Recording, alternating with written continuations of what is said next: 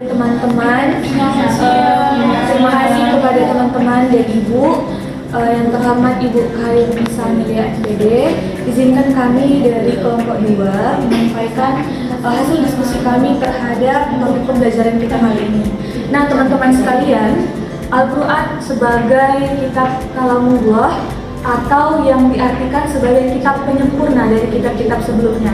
Nah, tentu sebagai penyempurna ada banyak wahyu-wahyu yang diberikan kepada umat atau kepada masyarakat, termasuk dalam memberikan pedoman sikap yang sesuai dengan tuntunan Al-Quran, bahkan berbagai mukjizat-mukjizat besar.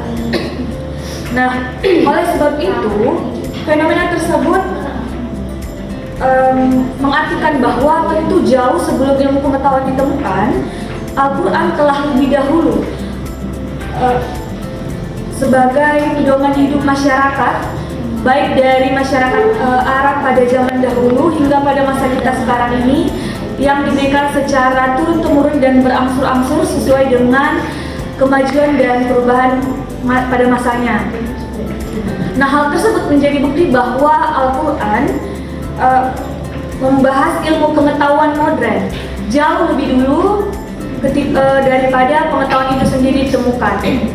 Nah, oleh sebab itu kami kelompok 2 akan mencoba membahas kontradiksi dari fenomena tersebut dengan rumusan masalah terkait bagaimana konsep Islam dan sains teknologi modern di era modern, dan poin yang kedua, bagaimana peran sains dalam mengenal Tuhan. Adapun saya Yohana Putri Rosari, saya Sumedes Siregar, saya Sabrina Simbolan, saya Rizka Syah Putri. langsung saja akan kita bahas pada poin pertama mengenai sains Islam dan sains di teknologi modern. Baiklah, di sini saya akan membahas tentang Islam dan sains teknologi modern. Nah, teman-teman, sebelum kita membahas apa itu Islam dan sains teknologi modern, kita harus terlebih dahulu mengetahui apa itu pengertian dari sains, sama pengertian teknologi, lalu bagaimana sih Islam memandang teknologi itu sendiri. Nah, seperti yang kita ketahui, sains adalah ilmu pengetahuan yang teratur atau sistematik yang boleh diuji atau dibuktikan kebenarannya. Nah, pada saat ini kita ketahui bahwasanya banyak cabang-cabang ilmu sains, diantaranya itu adalah ilmu sains fisika, kimia, biologi, astronomi, termasuk cabang-cabang ilmu sains-sains lainnya. Nah, selanjutnya apa itu teknologi? Nah, teknologi adalah kemampuan teknik dalam pengertian secara utuh dan menyeluruh adalah bertopang pada ilmu pengetahuan alam yang bersandar pada proses teknis tertentu. Nah, kita ketahui bahwasanya teknologi ini berasal dari bahasa Yunani, artinya adalah teknikos, yang berarti adalah keahlian. Secara luas, teknik adalah semua manifestasi dalam arti material yang lahir dari daya cipta manusia untuk membuat segala sesuatu yang bermanfaat pada kehidupan manusia yang akan datang nantinya ataupun yang sekarang kita rasakan. Selanjutnya adalah bagaimana Islam memandang teknologi itu sendiri. Nah, secara keseluruhan Islam adalah ajaran yang syumul, di mana Islam adalah agama samawi yang menjamah seluruh aspek kehidupan manusia. Nah, sifatnya yang tidak membedakan sudut sekecil manapun, sifatnya yang menyeluruh, tidak membedakan sudut sekecil manapun dan yang tidak disentuh oleh Islam. Nah, begitu pula dengan teknologi. Islam juga berperan besar dalam kemajuannya, perkembangannya hingga pengawasannya. Salah besar jika kita menganggap bahwasanya teknologi bukan bagian dari Islam ataupun Islam tidak membahas dengan kemajuan ataupun perkembangan teknologi itu sendiri. Islam tidak hanya mengajarkan ilmu-ilmu tentang keagamaan seperti tafsir, hadis, fikih ataupun yang lainnya. Nah, bahkan perkembangan dari sekecil bakteri sekalipun itu sudah dibahas di dalam Islam, seperti itu. Selanjutnya saya kembalikan kepada moderator. Baiklah, kita tetap lanjutkan Islam dan sains di era teknologi modern yang akan disampaikan oleh Saudari Sabrina. Baik, di sini saya akan melanjutkan materi kami, yaitu tentang Islam dan pengembangan ilmu pengetahuan. Nah, yang pertama itu yang kami bahas adalah tentang pedoman yang objektif, bahwasanya Islam itu dalam ilmu pengetahuan Islam itu pedoman yang objektif dan universal itu adalah maksudnya berarti berlaku secara umum bagi siapapun. Jadi Islam itu bukan hanya berfokus pada agama Islam saja. Jadi ilmu pengetahuan yang dibahas dalam Islam itu bersifat umum. Lalu yang kedua adalah bersifat transcendental. Yang maksudnya adalah transcendental itu adalah nilai-nilai yang tidak hanya diukur menurut tuntutan hidup manusia di dunia semata, melainkan juga tuntutan hidup setelah mati. Antara nilai-nilai yaitu bukan hanya di dunia saja yang dibahas dalam pengembangan ilmu pengetahuan, tetapi setelah kematian juga dibahas dalam ilmu pengetahuan Islam itu sendiri, yaitu nilai-nilai kehidupan manusia sebagai hamba Allah dengan nilai-nilai di dalamnya yang terkandung dalam nilai-nilai akhiratnya. Lalu yang ketiga, mendorong dicapainya kemajuan bidang, di mana dalam mendorong mencapai kemajuan bidang itu ke arah pada penguasaan ilmu pengetahuan dapat dilihat dengan banyaknya firman-firman Allah dalam Al-Quran yang menganjurkan manusia untuk memahami alam-alam ciptaan Allah yang menjadi objek pengetahuan. Misal dapat kita lihat dalam surah Al-Baqarah ayat 164 yang artinya sesungguhnya dalam penciptaan langit dan bumi silih bergantinya malam dan siang, bahtera yang berlayar di laut membawa apa yang berguna bagi manusia, dan apa yang Allah turunkan dari langit berupa air, lalu dengan air itu dihidupkan bumi sesudah mati atau keringnya, dan dia disebarkan di bumi itu segala jenis hewan dan pengisaran angin dan awan yang dikendalikan antara langit dan bumi. Sungguh terdapat tanda-tanda keesaan Allah dan kebesaran Allah bagi kaum yang memikirkannya. Nah, yang ketiga ini mendorong dicapainya kemajuan bidang, berarti dalam hal ini didorong bagi manusia untuk menguasai ilmu pengetahuan itu dalam bidang untuk memahami bagaimana keadaan di bumi ini. Nah, karena dijelaskan dalam surah Al-Baqarah itu bahwasanya adanya malam dan siang itu dijelaskan dalam Al-Quran. Lalu yang selanjutnya adalah mendorong umat manusia berpikir dan menyelidiki. Nah, setelah manusia itu memahami segala isi alam semesta ini yang dijelaskan tadi dalam surah Al-Baqarah, ada siang bergantian siang dan malam, dan ada juga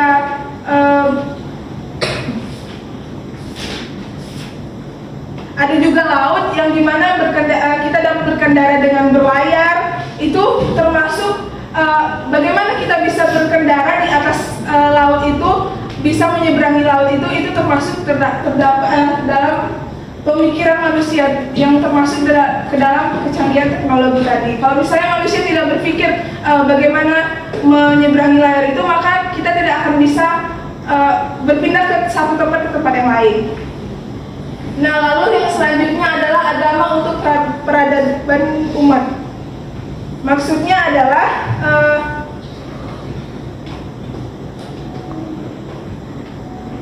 peradaban umat manusia secara menyeluruh, yang mana kita mengandalkan kekuatan akal budi untuk menghasilkan berbagai jenis ilmu pengetahuan. Islam mengajarkan tentang perlunya manusia menggunakan akal kecerdasan untuk meraih kemajuan baik di dunia maupun di akhirat. Selanjutnya,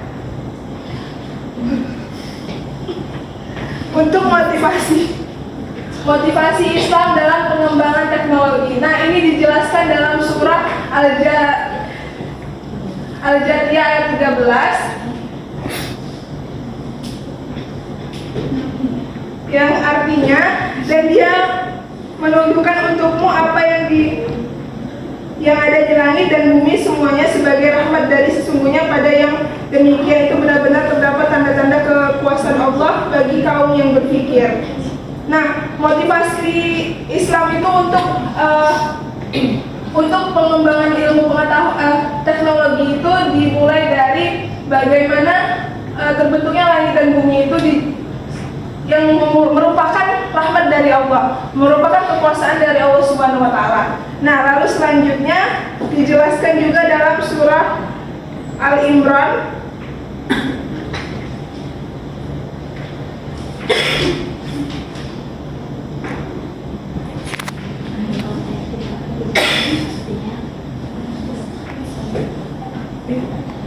Al-Imran ayat 83, di mana artinya padahal kepadanya lah menyerahkan diri segala apa yang di langit dan di bumi, baik dengan suka maupun terpaksa, dan hanya kepada Allah lah mereka dikembalikan.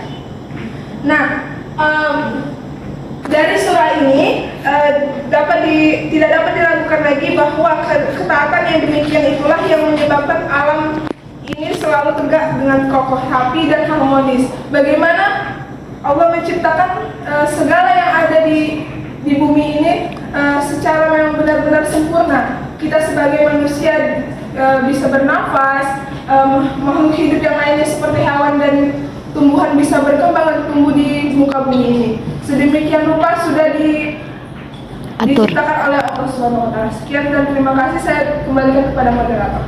Baiklah, kita telah membahas mengenai rumusan pertama, Islam dan Sains Teknologi Modern. Yang kedua, terkait dengan peran Islam dalam perkembangan ilmu pengetahuan yang akan dilanjutkan oleh saudari Tukmaida. Baik, di sini saya akan menjelaskan tentang bagaimana peran Islam dalam perkembangan ilmu pengetahuan dan teknologi.